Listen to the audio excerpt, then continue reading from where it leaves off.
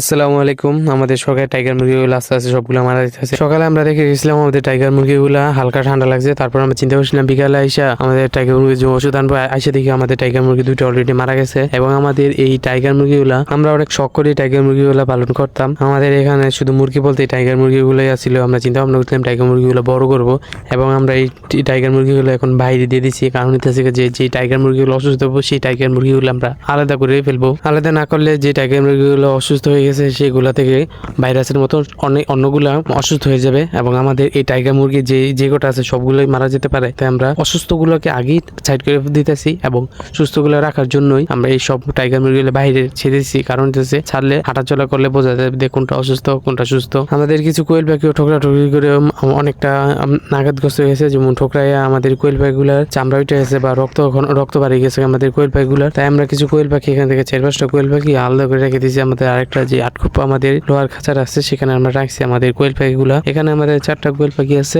4টা কোয়েল পাখির ঠোকরাইয়া একদম অবস্থা খারাপ বানাই লাইছে আমাদের কোয়েল পাখিগুলা। আমাদের যে কোয়েল পাখিগুলো আছে এই কোয়েল পাখিগুলোর ডিম কিছুদিন পরে বসাবো ইনশাল্লাহ। এবং আমাদের এই প্রথম দিনের যে ভিডিওটা ছিল সেখানে আমরা দেখাছিলাম যে আমাদের প্রথম দিনে আমাদের 2টা টাইগার মুরগি মারা গেছিল এবং এখন বর্তমানে আমাদের এখানে আছে একটা টাইগার মুরগি যেটা একদম মৃত। আর বলতে গেলে আমাদের এখানে এখন বর্তমানে আর একটাও টাইগার মুরগি নেই। আমাদের এখানে 9টা টাইগার মুরগি ছিল, সেখান থেকে 3টা টাইগার মুরগি মারা গেছে আর বাকিগুলো আমরা জবাই করে ফেলছিলাম। আর আমাদের এখানে আবার আমরা এই শীতে আর কখনোই টাইগার মুরগি উঠাবো না, কারণ এই শীতে অনেকটাই ঝুঁকি টাইগার মুরগি বা মুরগির জন্য ঝুঁকিপূর্ণ। আর আমাদের কোয়েল পাখিগুলো আলহামদুলিল্লাহ সুস্থ হইতেছে। এই কোয়েল পাখিগুলো সুস্থ হওয়ার পরে আমরা সেখানে দিয়ে দিব। কিছুদিন আগে বারোলে আমাদের 100টা কোয়েল পাখি খেয়ে ফেলছে এবং এখন আমাদের টাইগার মুরগিগুলো নাই। এখন আমাদের যে একটা এই সিজন আমাদের অনেক বড় একটা লস হয়ে গেল, কারণ আমাদের টাইগার মুরগি মারা গেল এবং আমাদের যে ডিম পাড়া কোয়েল পাখিগুলো ছিল সেইগুলা বারোলে খেয়ে ফেলছে।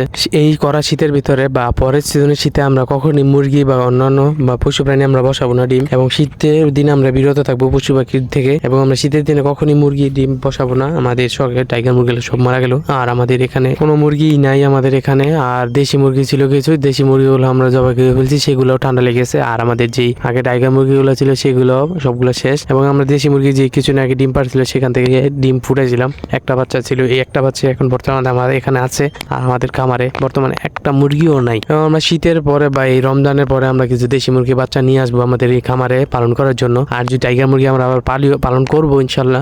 পালন করলো আমরা ঘর তুলে পালন করবো, বাইরে খাঁচা দিয়ে পালন করাটা অনেক রিস্ক হয়ে যায়। এখন বর্তমানে আমাদের খামারে কোনো ধরনের মুরগি নাই। আর কিছুদিন পরে ঈদের পরে আমরা কিছু মুরগি আনবো ইনশাল্লাহ। আমাদের খামারে দেশি মুরগি কটা বাচ্চা আনবো আর আমাদের কোয়েল পাখি যে ডিমগুলো আছে ডিমগুলো বসাই দিব আমাদের ইনকিউবেটরে ডিম ফোটানোর জন্য। এবং পরবর্তী ভিডিওতে দেখানোর চেষ্টা করবো ইনশাল্লাহ। পরবর্তী ভিডিওতে দেখা হবে। আল্লাহ হাফেজ, আসসালামু আলাইকুম।